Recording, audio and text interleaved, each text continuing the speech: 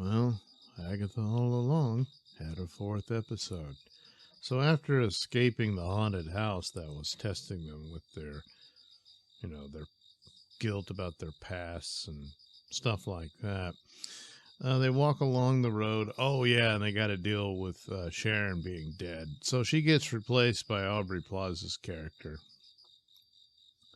which I guess is another nod that she's the avatar of death or whatever. Anyway, so they go into another house. This time it's like a 70s, well, I guess disco, but more rock than anyway. It's supposed to look like the 70s inside, and so of course they all have clothes and hairstyles from the era and that kind of thing. So they go in. And oh no, now what's this test going to be? Well, there's a record that plays backwards, and this reveals there's a curse on what the Asian lady, Alice, about because her mother was cursed and all that, and her mother was a singer and all that. Did a song, and it was this song. She did her own version of it. So guess how they defeat this curse? Well, they got to play the song. So they all get together and form a band. And Agatha is, of course, lead vocals. And I don't know how it went because I skipped through that part. I just couldn't do it. So, well, that works. They get out, but the boy's wounded, but don't worry, they save him and all that stuff. And then they decide to sit around and get to know each other a little better because they're starting to become friends and stuff. Meanwhile, Agatha goes off with the boy and talks to him and all that because she may not say it out loud, but she cares about him. And he asks her about whatever became of her son. And she's like, I'm not answering that, and wanders off. And then her and Aubrey Plaza go off in a private area and nearly make out, but everything goes bad when Aubrey says, that kid's not your son. And Agatha didn't want to hear that. The end. It's just a really, really boring show. There's been shows that really irked me and stuff like that from Marvel and Star Wars. This one doesn't really, other than the fact that it's just a waste of time and money and even talent. Aubrey Plaza, I think, is a really good actress. Completely wasted here. And I'm sure, the others, I've seen them in stuff before. They're good. And it's just everybody's wasted. Even the set designer people. So it's just really boring.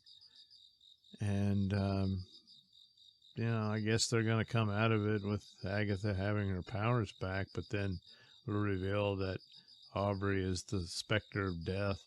And I guess that'll be her role, to have cameos in the Marvel movies, maybe. Yeah. And the kid will be revealed to be Wiccan. And so now they got another, and at least with him, he's an actual original member of the Young Avengers series that they had. I mean, that, as I recall, it predates the whole Ms. Marvel stuff. But now they got her being a part of it, so I guess they'll shift it around. No, wait a minute. The new Hawkeye girl, Kate, she was a founding member of Young Avengers. So, okay, that's two they got. And I doubt that they'll get to the actual story where Iron Lad, the young version of an Iron Man, is revealed to be actual Kang in his teenage years. Was part of the story. They've introduced the Skrulls, so I suppose sooner or later one of them could turn out to be Hulkling, who becomes the boyfriend of Wiccan. Yeah. I don't know if he's going to find out his actual boyfriend is a Skrull, so maybe that's the deal. And he's like, man, I want to be the Hulk. And he becomes Hulk-like, Don't know who would be Patriot. This, but and it might not happen because they're kind of changing it around with Kamala Khan becoming a member, just because of her age. So probably won't do it at all, with the way things are going. But then again, maybe they will. I don't know. It doesn't matter. So that's about all there is to look forward to, I guess. I don't know if they'll throw some teases in it that, maybe Wanda isn't dead. That kind of thing. But you would think with witchcraft and all that type of stuff, and, they roll out the show in October, well, close enough to it to where now it's in October. And you could have all this Halloween themed stuff. And, they kind of do, but it's just so boring.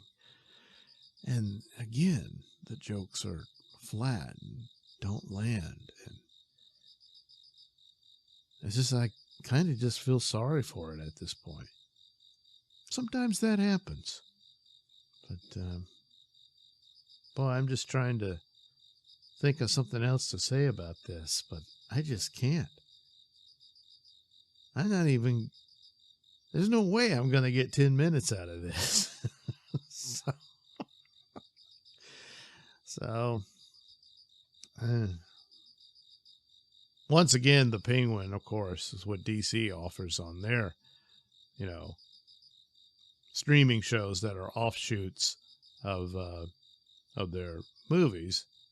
Unfortunately, it's not part of their shared universe one, unless they're going to, never mind. Penguin blows this out of the water, hands down, leaps and bounds. It's not even in the same category, despite that they're both comic book properties, and that's about it. So, okay, well, almost about 7 minutes. I just feel really sorry for poor Agatha and her show. It's really sad. So there you go.